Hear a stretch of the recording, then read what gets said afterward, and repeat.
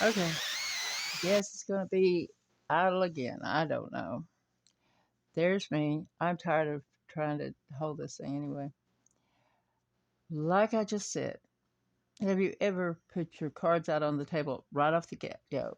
Told somebody what kind of person you were, that you're a whistleblower, and that you take down the bad, big bad, fake nonprofits and politicians and corrupt cops every chance you get.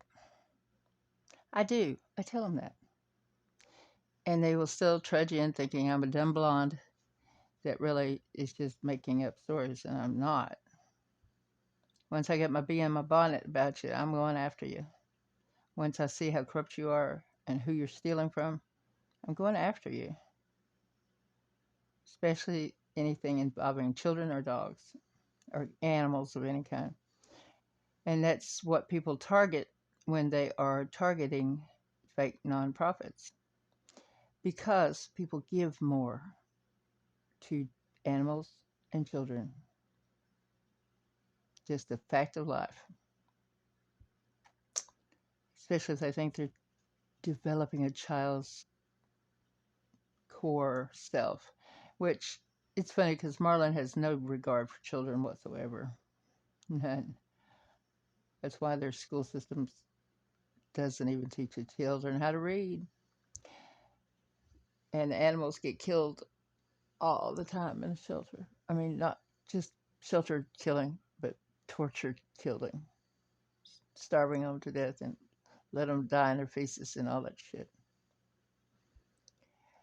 And they poison your water, by the way. They always have. And then blame it on a worker of some kind. They will blame it on. The cops have always had free reign with the women, and the cops have always been in charge of the dope in town, especially when it was Crack City. Remember when it was Crack City? McDonald's crack? Because you could go drive down the road, pull up, they'd run out the car and service you, and then get a Happy Jack with it or whatever.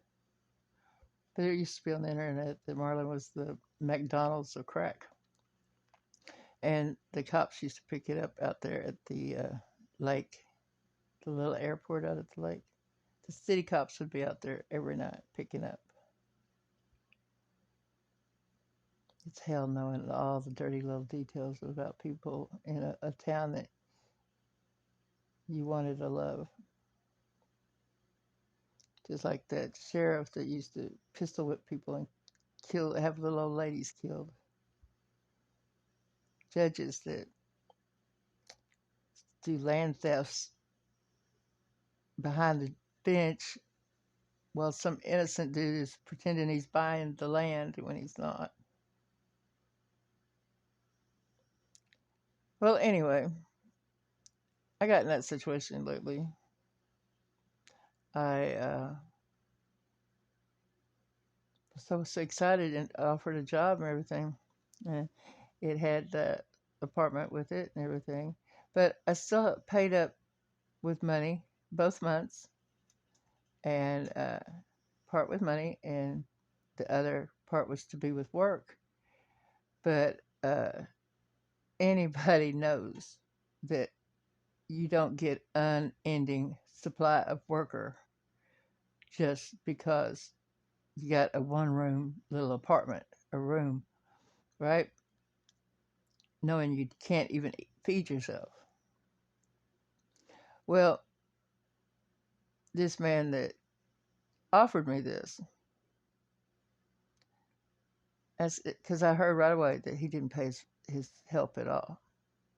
And I said, all right, but he was already in my pants, you know? He was already fucking in my pants just to get off the streets, you know? So, oh no, no, I wouldn't do that. I wouldn't do that. Because you know what? That's human trafficking. The definition of human trafficking is keeping someone bound to you without a way out, without a way to feed themselves or a way to get gone. So if I gave all my time and work to you. I worked first month. I worked 63 hours over the $300 that I had put in.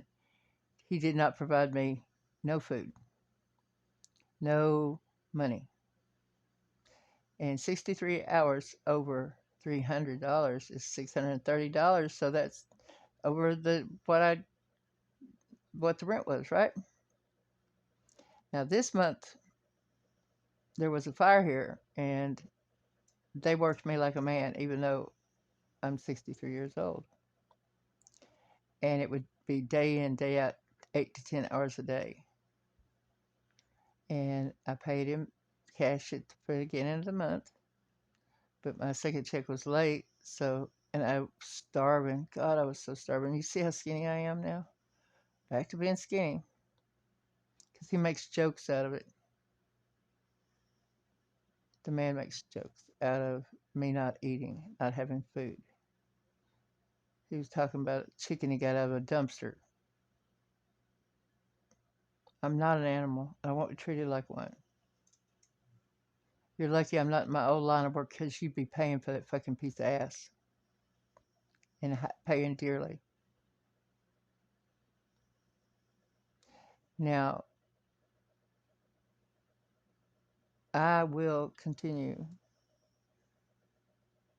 to tell the whole world about what goes on out here if I'm not treated fairly like the guys and get my money. And I worked like a dog, in which tenants and other workers will tell you.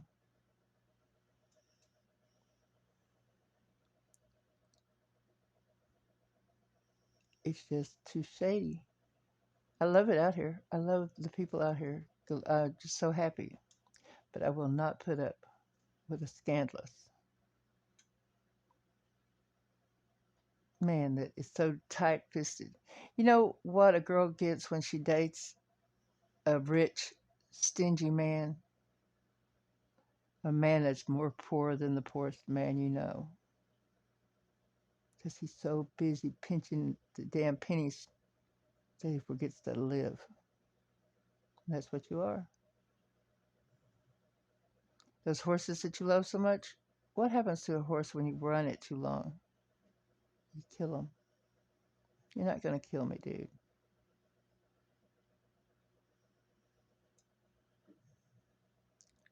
When you grow up and become somewhat of a professional instead of somewhat of a slumlord and pay me, then maybe we can talk.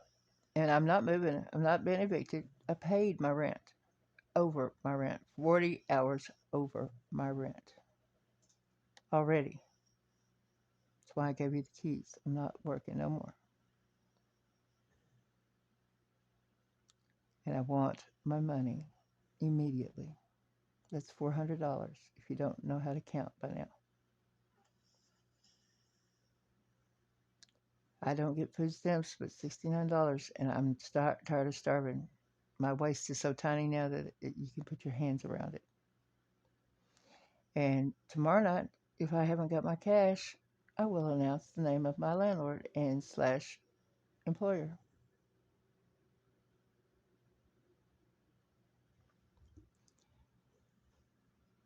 And you didn't bring anything to the table sexually, by the way.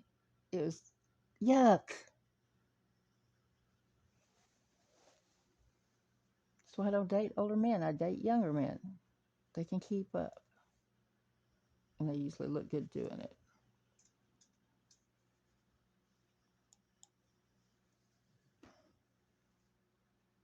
Okay.